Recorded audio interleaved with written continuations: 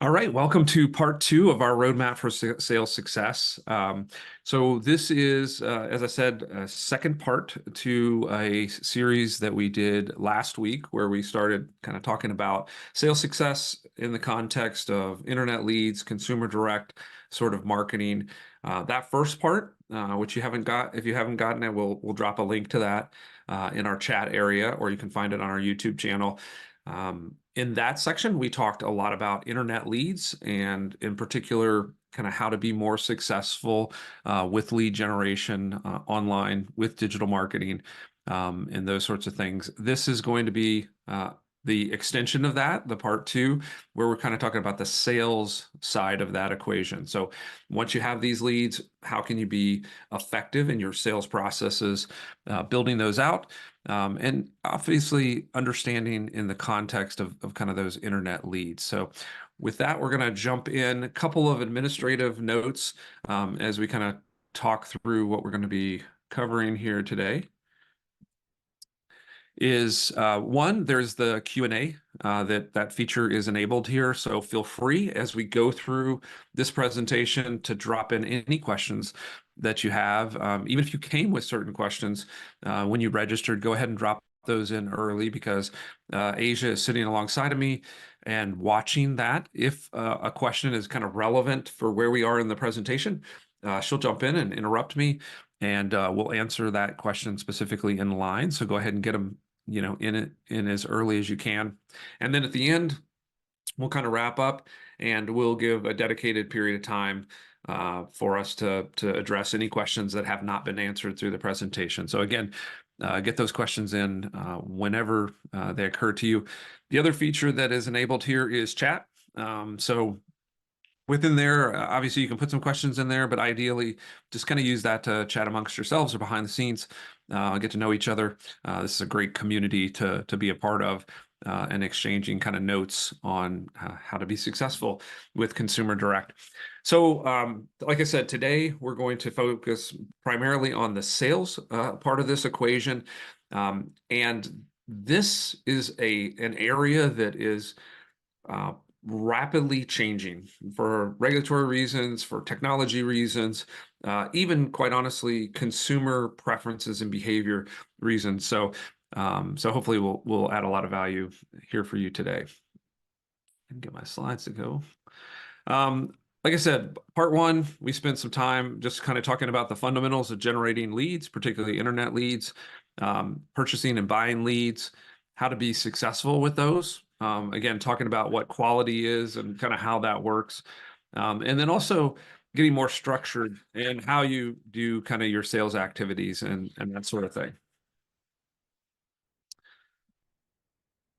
One of the big things that we are really focused on at Kaleidico as we deliver leads and we see within the sales operations that we're working with is that sales communications over the last decade has significantly adjusted. It's no longer, back in the day when I kind of started doing this, the quintessential sort of way of being successful was simply getting to that phone call as quickly as possible and then hitting it multiple times. But no longer is it really acceptable to just pound the phones. This doesn't equate to success for a lot of technical reasons. It can also be risky from a regulatory standpoint, and it's just simply no longer the preference of consumers to kind of be accepting of these type of phone calls, and absolutely, also just sort of the inconvenience of the uninterrupted or the interrupted one-off random phone calls coming in. A lot of our phones block those, and we don't even get them. They mark them in negative ways.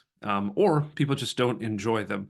They like to be more scheduled with these types of communications.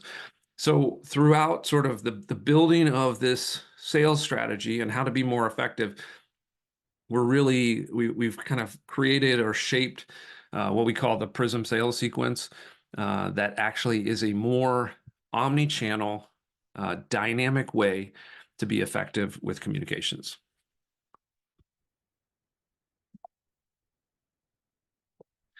So again, just to kind of recap a little bit for part one, if you haven't seen it, it looks like Asia has dropped in the replay.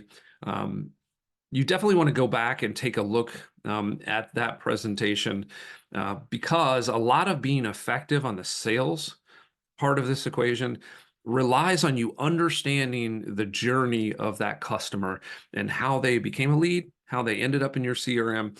The more you know about that, the more you take that context into consideration and building your sales process, the more effective you will be at converting these type of leads. So again, really encourage you to take a look at that part one. And really start to understand what these leads are, and also reshape your mindset a little bit. On this particular slide, you can see we're talking about the difference between desirability and convertibility. This, again, is a really important point. A lot of times, the leads that we look at, and we look at some of the attributes or characteristics of those leads, and we get really excited about them because they're related to our commission, usually, are not necessarily the ones that are the most likely to convert. So you can lose a lot of conversions and you can lower your conversion rate being sort of distracted by that desirability versus really focusing on how to convert more of those leads. So let's kind of jump into just the communication strategy itself. First and foremost, it's over time, it's increasing complexity. It requires a variety of skills. So before, it was really tonality, your voice, talking over the phone. Now it's a combination, right? It's your writing skills for email. It's your writing skills for text message. It's your ability to be sort of likable and friendly through text messaging.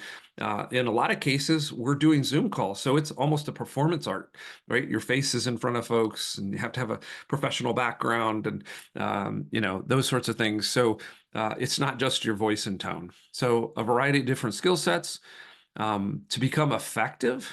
It really requires you, especially in consumer direct, to be able to reach a different level of productivity and scale. So templates and processes are really important. Automating where you can in a good way is increasingly important. And then again, with all the technology at our fingertips and all of the opportunity to do things at scale, sometimes we'll swing to the other end of the spectrum and we'll forget to be as personable as possible or personal. So personalization is critical. So a lot of times when we get all these fancy tools, we'll just kind of throw them at the market and hope to sort of get what comes back at us. But you will be far more effective if you put some of that personality and some of that personal back into the process. It can be overwhelming, yes, but really the best way is to just go step by step, start by reducing the complexity, and do very small and incremental adjustments to become more complex, more effective. And then again, sort of reduce the context switching that you're forced to do personally as a salesperson by really kind of organizing your efforts more.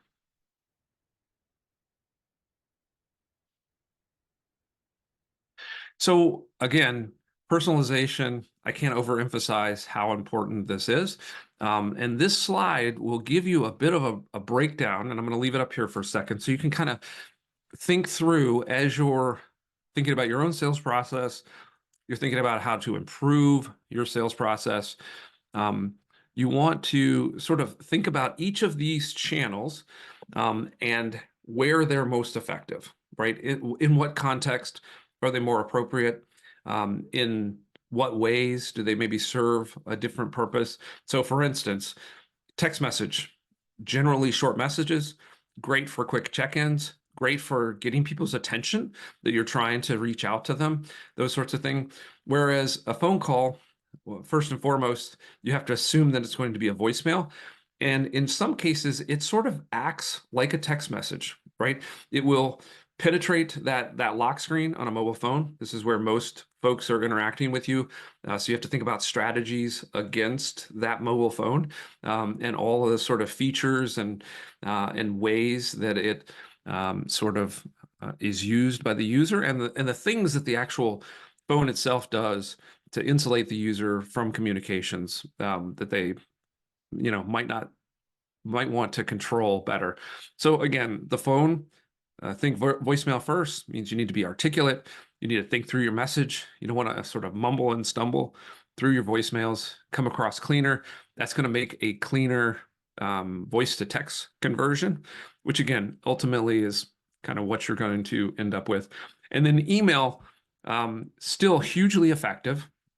You have to do a lot of things right to make sure that your email gets delivered, and that's a whole another level of complexity.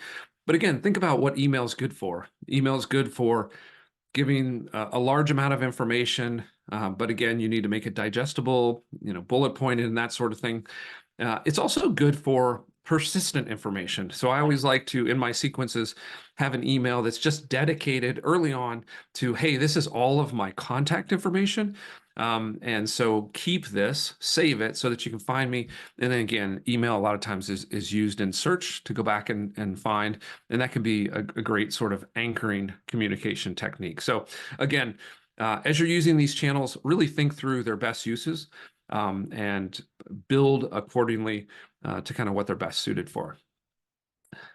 Also, as we're kind of thinking about the overall sales strategy, we can think about going sort of beyond the actual sort of direct sales communication tactics, but also think about things that are generally considered more marketing channels.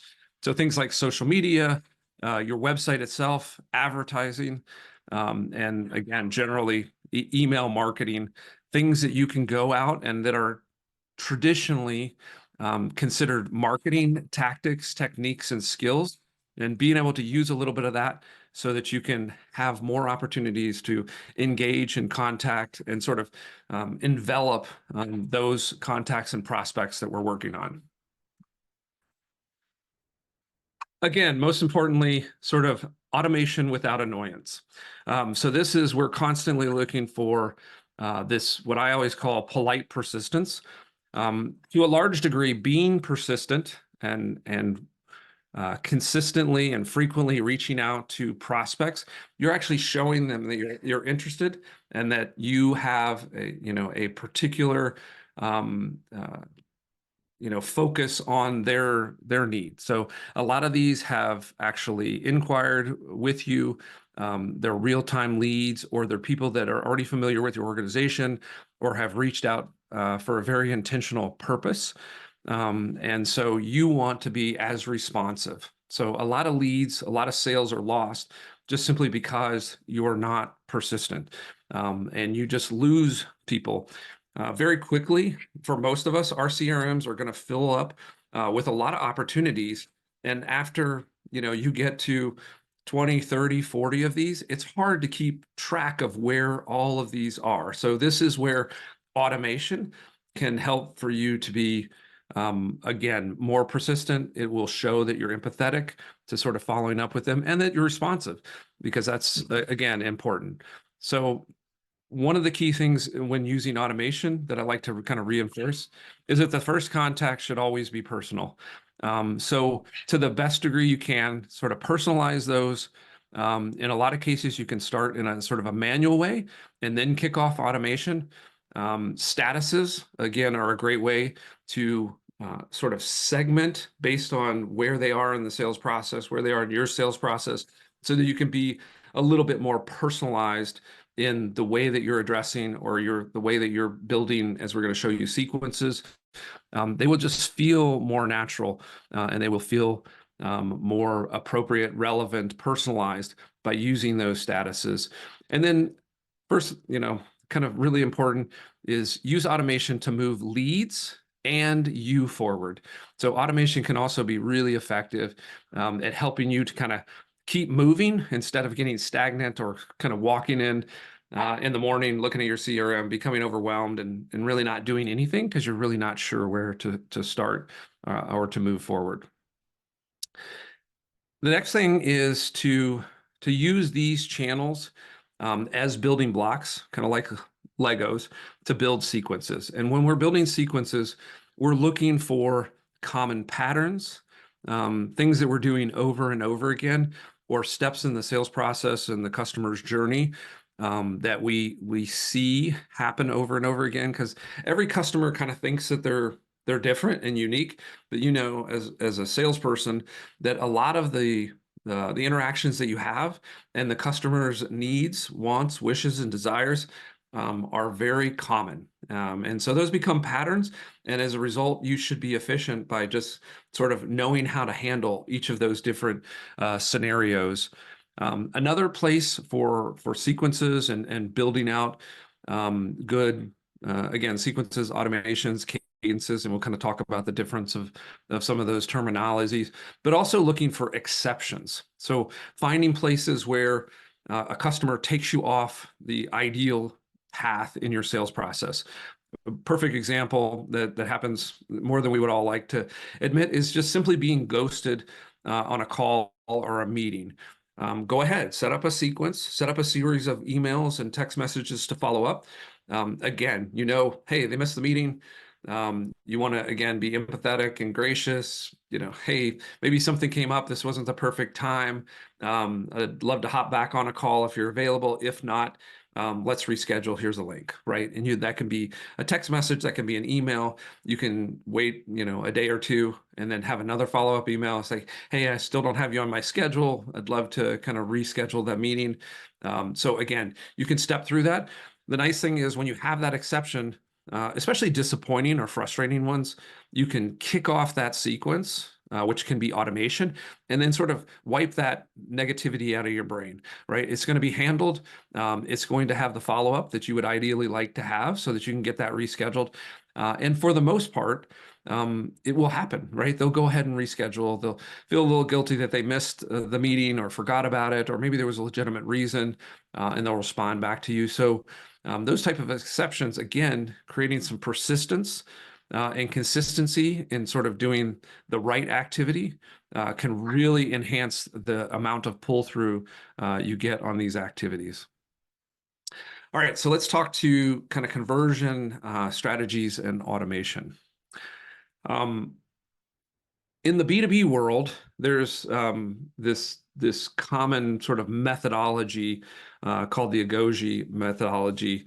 And a lot of sales development reps use this with SaaS and software sales, B2B sales. And what it is just a series of activities that some are manual, some are automated, but they've shown that these sequences sort of put together in a cadence style can be really effective. So what we've done at Kaleidico is we've taken kind of that philosophy, that approach, and some of those tactics, and we've built out essentially the B2C or the consumer direct version of that type of sequence building or cadence building. In this slide, you see there's kind of two phases that we think about here, and this can be really important when we're building out sequences. Thinking in terms of the intent of what's behind the lead, right? So what is that customer thinking? Where are they in their own decision process, and what is their level of intent? And that can be affected by a lot of different things.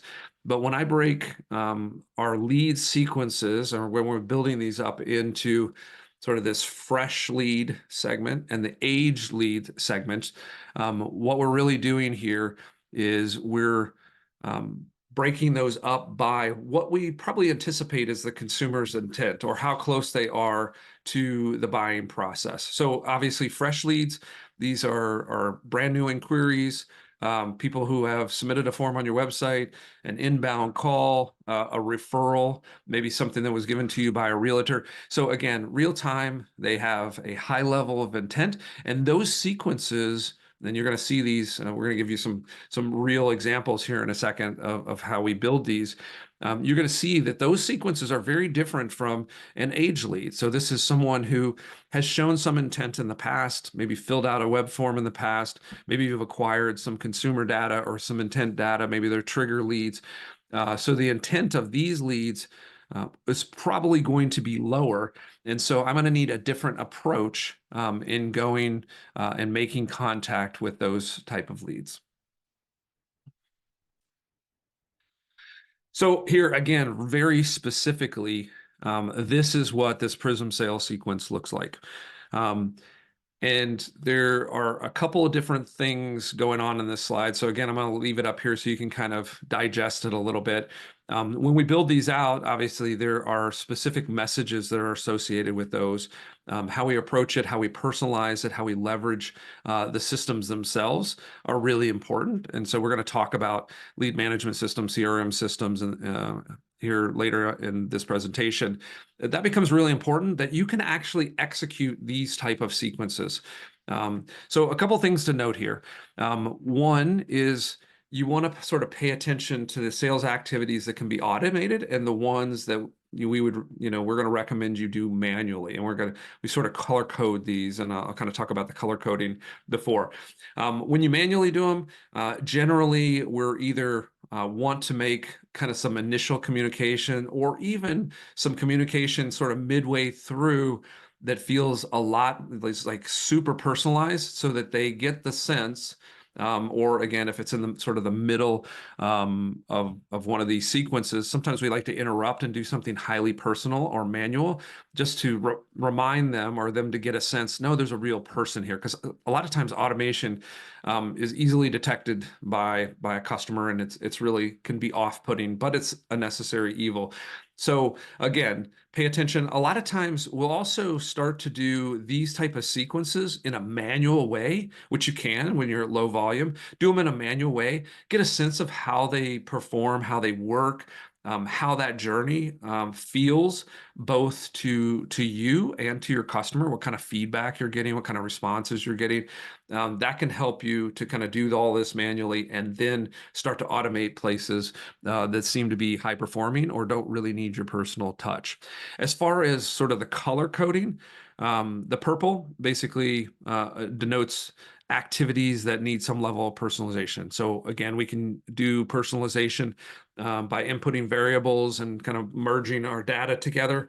Or we might actually just like manually do certain steps here. Blue kind of denotes handoff, touch points, reminders to us, follow-ups, places where we want sort of consistent engagement. So that's kind of how we've coded these.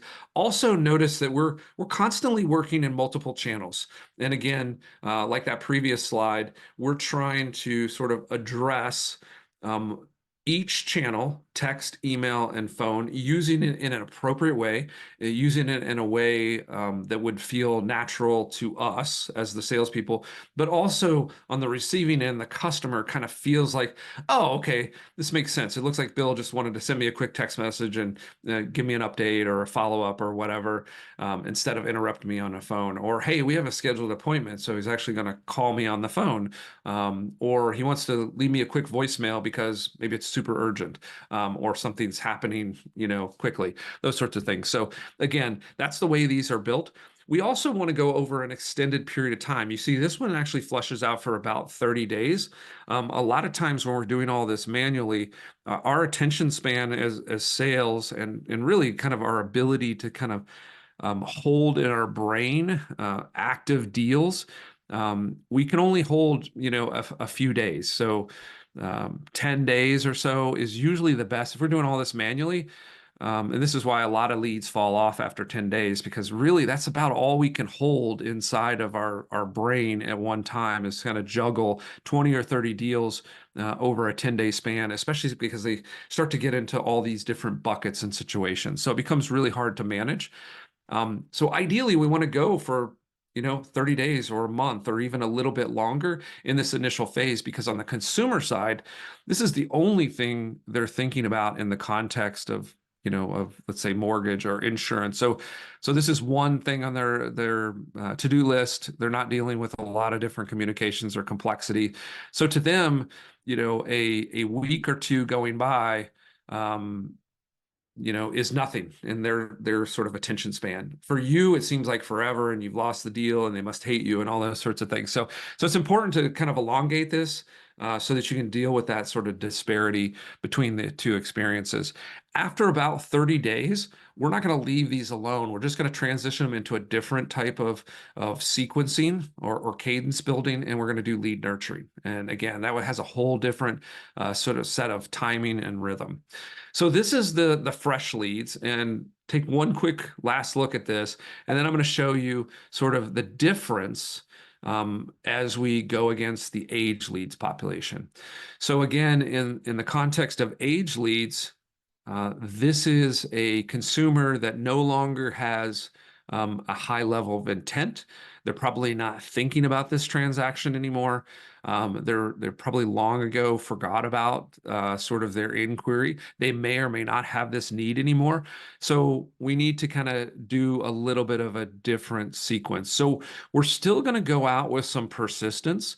But you can see that it's a little less intent because we're not trying to be responsive to their request. We're actually trying to get their attention. So a lot of this early phase of these type of sequences are just putting them back into a context to understand who you are, why you're legitimately contacting them, and what value you can bring to them. And again, persistence and consistency is still important, especially since the intent is gone. You, again, still want to keep some engagement on these, but again, it can be a little bit different. This is an area where compliance, well, real-time fresh leads and this both have its compliance considerations. So I'm not your legal counsel. I'm not your compliance officer. I'm showing you some techniques. A lot of these may need to be modified based on your own internal compliance, and quite honestly, the context in which you're doing the activity, right? That has a lot to, and we're going to talk a little bit. Actually, it's a little bit of a teaser. Our next series, our next webinar is going to be going deep into sort of compliance and how you can do sales activity in a compliant way and all the things you need to consider from lead generation to compliance. So again, all of these are to introduce you to techniques and to ways that would be really natural if you were doing all this manually, such that you can build these things out so that they feel logical and they can be effective. So inside of this Prism sales technique, again, just to reiterate, and you'll get copies of these slides as well as the video. So when you start to look at those sequences, keep in mind, pay close attention to what can be automated, what should be done manually, and also spots in where you can just sort of inject your own personalization or maybe interrupt the sequence and do something in a more manual way. Also, the actual content recommended for each touch point. So again, what is actually in that? Text messages tend to be shorter.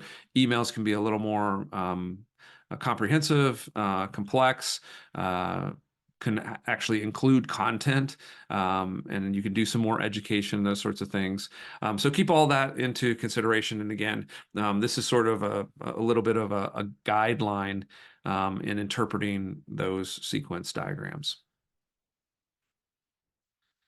So what do you need to know sort of in creating this system for your business itself? So a couple of key points to just sort of be reminded of. One, personalization is important. Act like a human, write like a human, be a little less formal than you probably think you should. Then the other thing is, again, sort of working through these sequences and even later monitoring them and watching sort of how they react to different things. And a lot of times, again, doing these things manually first is better than just kind of straight jumping into automation. So planning out your sequences mentally, working through them, practicing them, and then going through them and see how they play out. And then from there, you can kind of start to layer in automation and technology to help you scale in these things. So let's talk about how you can actually sort of the toolkit and the technology involved in sort of executing some of this well. So probably one of the things that I run into the most when we're talking about the sales operation side of lead generation and consumer direct is really a lot of different perspectives on lead management versus CRM, lead management versus lead nurturing. There are a lot of systems out there that are truly customer relationship management systems. The feature sets, the use cases that they address, and the things that you can do with them, you will see tend to be, and I put CRMs and lead nurturing systems kind of in their own category, kind of lumped together, or doing similar things. The most important, and words matter in these sorts of things when they label these systems. This assumes that you have a customer relationship, right? So they know who you are. You've probably had some interaction with them. They may have already gotten a product or service from you in the past.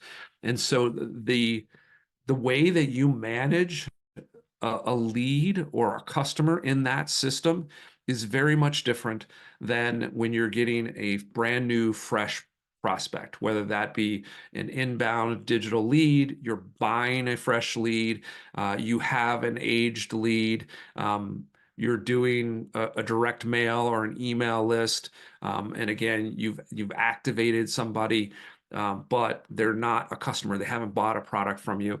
That's where lead management becomes really important. So a lot of the sequences, because we are talking about lead generation, a lot of the sequences that you saw, you're going to need a lead management system or a CRM with lead management, with a robust lead management capability in order to actually execute this short-term, short duration opportunity, um, you know, uh, sort of engagement, right? If you don't have a lead management system, you're going to struggle doing that effectively, especially since, like I said early on, the phone doesn't work as effectively. So before, we just place all these on a dialer, or we'd put them into a call center, or we just give them to people as a list. Excel is still probably the number one CRM system by market share. Or in our CRM, we just do a list and we just dial. Since that's not working and we need to do some of this automation, we need to do text messages, we need to do emails, we need to do some of these more technical interactions, even social sort of interactions. These CRM systems will not get it done by themselves. So you need to consider lead management first and foremost. So again, kind of a little bit redundant on some of the things that I've already mentioned here, but pipelines and databases get really big really fast. And this is where lead management becomes important, right? As you feed in leads, especially if you're buying or you're generating real-time leads, or even if you're working with large data sets and age data sets, in a matter of days and months, you will be working hundreds of leads at various stages and statuses. And so if you don't have some sort of assistance, some sort of technology helping you to manage that pipeline, you're not going to be able to get the scale and the productivity and the efficiency that you need. So again, a lot of people, and again, I've been in these conversations where they're like, oh, well, I'm just feeding my loan officer, one or two or three leads a day. Well, if you actually do that math, put that in a spreadsheet sometime, put your average conversion at, let's say, 10%, you're kicking out, so closing or even marking unresponsive, a lot fewer leads than you're putting in. And so again, this becomes just this real, just like enlarging, fattening bubble. And again, then they start to spread out and being in various stages. Hey, these guys missed the call. These guys are thinking about it, but I got to get the spouse on the line for kind of that final decision. These guys have given me a couple of documents, but not enough to do an application. So everything starts to spread out, get more complex, and the population gets larger. So it's really critical that you have one of these systems sort of enabling you to gain visibility, to be able to loop automation into those various stages and take out the complexity from you and allow you as the salesperson to put all of your time on live conversations and engagements and let the system do a lot of those intermediate sort of administrative moving things forward, getting some basic communications done in a repeatable and consistent way. So, having said all that and talking about kind of all of the importance of that, is it more or less, is it more important to get everything right? The other situation that I've seen is people spending a lot of time trying to, and this usually happens when they have a really sort of capable system. They'll get a capable system, has a lot of bells and whistles and features, and they'll spend all of their time getting ready. So they'll try to build out all their sequences, they'll try to build out all their communications, their templates, create these really fancy automations and those sorts of things, but they won't have been working on any leads. So they won't have tested any of those things. They won't have sort of vetted out some interactions. They won't have gotten to work. And they think they have to get all this stuff right before they start working. This is entirely unnecessary and counterproductive, right? You want to start working the leads and get a feel for what you need. So incrementally, when you get a new system, there are some basic things that you'd love to have set up. Some of these systems by default have robust templates. So there, again, are some starting places to get to complexity a little bit faster or to help you a little bit faster. But given the choice between sort of getting to work and building things incrementally, which again, most of these systems will allow you to do really efficiently, like, hey, keep using the same email over and over again. Let me turn it into a template. Oh, now I've got 3 templates. Let me string those together and make a sequence. That's kind of the best way to do that. The other thing that kind of comes into play that I see that again is super counterproductive is that people will switch lead management systems and CRMs on a dime. They'll blow the whole thing up. They get frustrated with one feature or not. One thing I'll tell you is most of these systems will ultimately revert to the mean. So whatever kind of the latest and greatest is and the top level feature, a lot of them will kind of get there. So you're really best served getting a good system, making a good decision early on, sort of sticking with it and learning how to work that. Sometimes some systems will just kind of get neglected or they'll change in their effectiveness, and so that might be a reason to switch. Kind of the top level reasons to switch often are due to your sales operation changing, right? The volume of data you're dealing with gets much larger. You have an increased need for analysis. Your team gets bigger. Maybe you have multiple branches or locations. The number of LOs or sales agents increase significantly. The second reason is the complexity of your sales operations. Again, size and diversity of teams is another sort of mainline driver of switching. But rarely is it a feature thing, right? A lot of times, like I said, these systems will ultimately adopt some of those best practice features. So if something's just simply missing a feature, sort of changing that whole system, blowing everything up is probably not the best thing. Your system will probably get it. Again, if your system seems to be dying on the vine, there's no updates coming, then that's a whole different situation. Okay. So where to start? This is probably going to blow up my list of questions here. So I'm going to kind of proactively answer it. I'm always asked, like, what is the best system to employ? Again, these vary a little bit by industry. One of our primary verticals is lending and financial services, insurance, and then legal. Our top recommendation has been for probably over a year and a half has been Shape Software. There's a couple of things that I really like inside of there. One, highly templated. There's an experienced team behind there from a professional services standpoint that can give a lot of support to the folks that are using the system and a lot of expertise. As Kaleidico, we find, we position ourselves as experts in the business that you all are doing, and we're trying to bring as much value to the business as we do to kind of the marketing side. Shape kind of has a similar philosophy, so they probably know your business almost as well as you do, and so hopefully they're bringing some strategy to the table, not just sort of system execution. The other thing that, to my knowledge, this is the only system that I see doing this that I think is really important to a lot of industries that we're talking to, legal, insurance, mortgage, is they have the ability to run two different types of pipelines. So one pipeline being your consumer direct, that's what we all talk about. That's what all these systems do. But increasingly important is your referral pipeline, what people are doing in referring you business, right? These can be realtors, these can be CPAs, these can be lawyers. If you mix those together with your consumers, it's a horrible mess, and you can't do any automation. You can't do anything sort of sophisticated or intelligent. But they have the ability to kind of run two different B2C and B2B type pipelines, which is really the difference, right? Here we're going after organizations and people that are small businesses and those sorts of things are running their own business. Here we're going against consumers. So I love that. There are others, obviously. Some legacy stuff like Velocify is out there. So if you already have that or your organization's driving it, you can do a lot of these things with that. Salesforce is one that I see more and more. Honestly, I'm not a great fan of Salesforce. To me, it's just kind of a souped up Excel spreadsheet. So there's not a lot of ability to do dynamic things without adding a lot of features. And a lot of these systems are like that.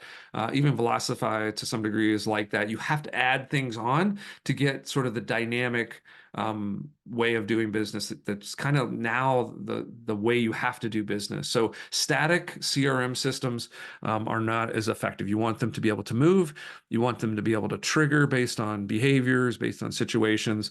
Bonzo and High Level are kind of some smaller systems that at a smaller scale, I think work really well. They get some automation right.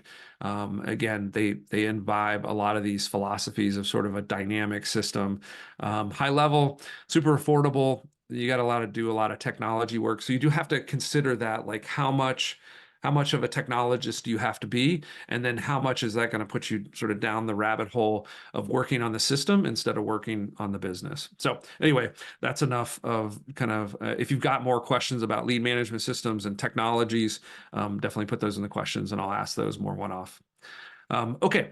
I think I've ended right on kind of the 45-minute mark, so we've got some time for some questions. These are a couple things that we've started to pile in those questions, and then we'll, I'll answer as many of those as I can fit in. Here's a little bit of a wrap up on kind of what we covered. Again, you'll be getting the slides themselves as well as access to the video. Most importantly, kind of in part two of these, the big themes to kind of come away with is direct to consumers involves really kind of navigating a lot of complexity of not having a sort of direct engagement, right? It's all coming through digital. That experience, it has a variety of different context as it comes into your CRM. And then the expectations is becoming more diverse. Some people like text message, some people like email. So you have to kind of be an omni-channel, but it also gives you a lot of opportunities, again, to use some marketing techniques to sort of envelop that lead in a better way. Plus, there's a lot of variety. Just to kind of tease out what we're going to do in the future. So our next big one is going to be all about sort of navigating the complexity of legal and regulatory compliance. So again, I'm not a lawyer. I'm not your legal counsel. I'm not your compliance, but we deal with a lot of these issues. And I think sometimes we get paralyzed by a particular issue or a particular regulatory action that's happened. And then we all of a sudden think we can't do anything. And so I'm going to try to break that down, show you how you can still be effective despite these things, and how to also become aware of sort of what impacts you and what doesn't. So hopefully you'll join me for that session. I think that's going to be fun and hopefully clear up a lot of fear mongering that happens out there. So let's turn it to questions. Yeah, so we have a few here. So Danny asked a couple. He had to jump actually, but he's going to catch the recording so we can answer these for him. So referring to the lead schedules, is this the same lead marketing you would adapt to marketing realtor databases? Okay. So I love strategy like this. So realtor databases, partner, referral. I kind of talked about this a little bit when I was talking about some of the lead management systems. Um, I think it's critical, even if you're direct to consumer type of salesperson and you're just working leads. Um, Ultimately, you still live in a community. You still are have a network and relationships with professionals that can potentially provide you referrals. So the way I break this down in my mind, and the way I actually honestly work it myself, is I have a pipeline, and I have sequences that I've built out for actual customers. So people that can become my customers or my clients, and I'm addressing them with value propositions that are related to my product or my service. Simultaneously, I want to be running, and in most of your all's context, you want to be running a separate business to business pipeline. And this is how you address referrals. Um, so the things that you do, building sequences, leveraging automation, being personal at the beginning, and then letting automation kind of create the consistency and the follow-up. Those things are similar, but the context of the messaging is very much different, right? So if you're reaching out to realtors, maybe your source of leads is something like, what is it, MMI. There's a couple of databases that you can use to kind of identify realtors. You can use a lot of these digital techniques, these digital marketing techniques, to be more effective than just bringing donuts and showing up at, empty real estate offices. So I think that a lot of those technologies are similar and techniques are similar, but the messaging, the actual content is quite a bit different. And the way that you use the data is different. So I'll give you just a quick one and then we'll move off this question. But I think a lot of you probably are impacted by this. One of the kind of the most effective strategies that I like to use, particularly in realtors, but probably in the context of other professional referrals, is if you can get data that indicates how much business that person does. So in the context of realtors, like how many deals they do a year or a month, and then you map that against the realtors that have been on your deals, you can start to quickly understand or score which of those realtors are going to be more impactful. So if you find out that Bob does, a couple deals a year, and he happened to have given you one, and then you have Susie in here who gave you one deal, but you go into this data and you find out, hey, she does like 20 a year. In your database, Bob gave you one, Susie gave you one. You think you're going to kind of market to them the same. But if you go and get those second sets of data or the third party data and you find out Susie's a much more productive, and maybe real estate is her primary business, then again, you can address that in a different way. A lot of these databases will trigger you when they do a new listing. So that gives you, again, some sort of triggering event that allows you to kind of look to them like you're really on top of your game. So those things can be different. So I guess the question is, yes, a lot of things are similar, but then there are some very important nuances that make it different. Sorry, long. I love that topic, but it's a longer discussion.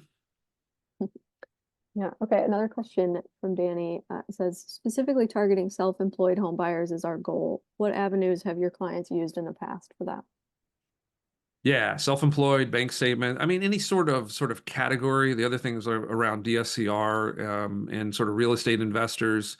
A lot of that when you reach out to them, and again, this is where you can get your segmentation can be even more specific. So a lot of times our segmentation is like, oh, the lead came in. How long has it been in my database? How many times have I tried to attempt it or contact it? But if you do know something more about that borrower, so in the case of self-employed, you can talk to them in a different way, so that they get a sense that you understand them. It's like, hey, I'm a mortgage loan officer, kind of self-employed myself. Like, I understand what it is. A lot of your income's bank statement, or if you're doing DSCR loans and real estate investors, all of those categories and segmentations. If you, again, reach out to them or you build your sequences or the content within those sequences in such a way that you're talking specifically to their potential pain points, challenges, maybe things they've run into with other sales agents that don't understand their circumstances. That can be a big leverage point. So in the case of self-employed, yeah, you can talk about the hassle of, documenting income, the challenges of cash flow, again, the unique situations. You could just ask them questions about, hey, you're self-employed, like, what do you do? And those sorts of things. So there's a lot of leverage in there, right? You can use leverage for rapport building, for showing your own sort of expertise and capability in that particular area, make them feel more comfortable about you understanding and being empathetic about their situation. So those are all good leverage points. And again, things that can go into your sequence building. Nice. Okay, this is getting back to CRMs. Daniela asked, is Shape software only for US markets, or does that extend to markets abroad? Shape and I think most of these CRMs are probably pretty agnostic. Obviously, inside of these internal systems, there could very well be some language uh, differences, nomenclature, those sorts of things, but operating them should not be a problem. The other consideration or caveat to that, some of these tools, and Shape does a really good job of this, having these sort of more seamlessly integrated and a part of the core platform. As you're using dialing capabilities, texting capabilities, emailing capabilities, there can be some regulatory differences and nuances that you may need to take in consideration. But again, any of these CRM providers can answer some of those questions. But for the most part, there isn't anything particularly different about the feature set that would preclude them from being used outside the US. So again, there might be some behind the scenes regulatory or technology limitations, but none that I'm aware of. Yeah, we've got Scott here too from Shape. So he answered in the chat too, said, yep, they can work in other markets. Perfect. Yeah, just Daniela has more questions for Scott there, it looks like, which is All great right. to have Scott on here. So we can get into Yeah, thanks specifics for there. being here, Scott. Yeah. Take it and run with it. Yeah, I mean, and that's like I said, I was talking about the team. Like this is a team that's been around the business for a really long time, and can add a lot of professional support. And they show up. They show up inside of these industries and participate as experts within the business itself. So they really know the businesses that they support outside of just the technology of the systems. So anyway, big fans of those guys. Yeah, awesome. Okay, great. If we can, this is not the simplest question, but we can come up with a quick answer. We'll make this the last one. Okay. When do I know I need to switch systems? Yeah, I mean, I think the big ones, again, typically, and again, this is so contextual based, so I hate to make a big, you know, kind of overarching statement, but this is what I would do. I would look at what you are doing today, and then I would think about what are blockers or what are causing you not to convert or be as productive as you think you can be. And then get very specific. Like, what are those things? Can I not send text messages? And I think my customers need to see text messages from me. Can I not understand where all of the different leads are within my sales process? Can I not like quickly look in there and figure out what's further along, what's lagging behind, what's real, what's maybe waning in its probability of closing? If I can't, if I can be very specific about what's blocking me, then I can make determinations whether in those cases, typically you're on a system that is sort of dying on the vine.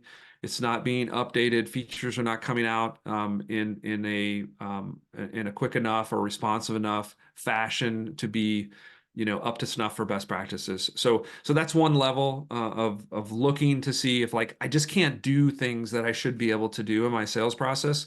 Then that means you're probably on a system that, like I said, is just not keeping up with what's possible for your sales operations.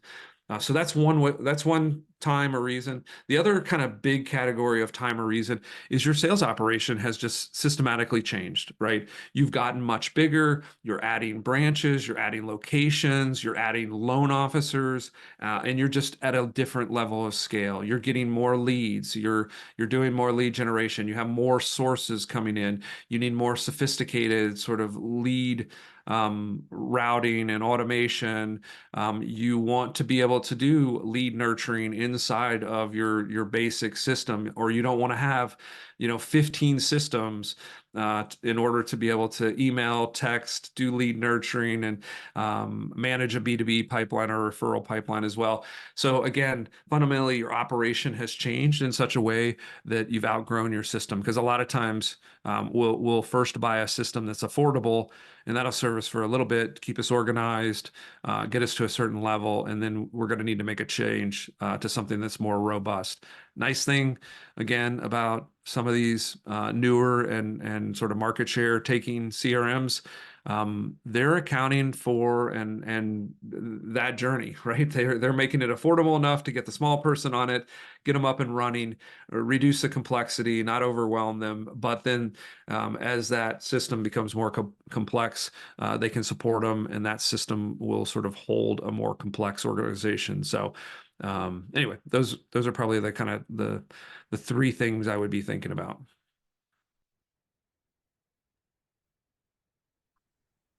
Awesome. Yeah, I think with that we can probably jump into just wrapping up. All right. So, like I said, stay tuned to, again, you're going to get the slide deck themselves, so you can spend time. You can kind of, especially this one, looking at the sequences, you can spend time on individual slides. You'll get the video as well, so you can kind of take a look at that, refresh yourself. There there are some people, I know you guys kind of interacted on the chat. Understand kind of who you're talking to, and like Scott and those sort of folks. Make sure you take a few seconds to figure out how to follow up with those folks, so you can continue to get resources out of the community itself.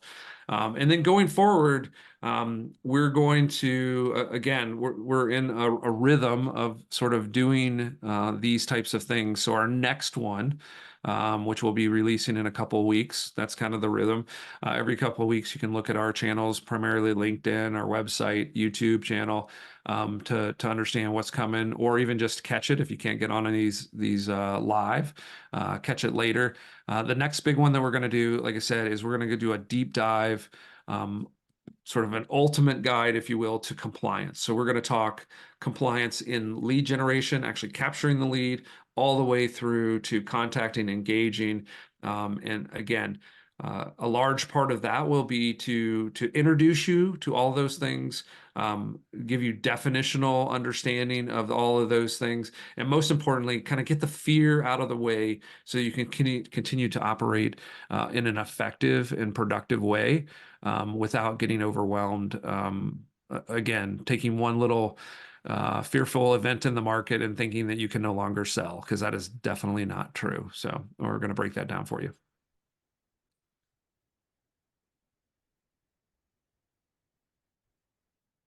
All right. With that, we will wrap it up. Asia, if we don't have any last minute questions, we'll let everybody exit, and we'll see you on the next one.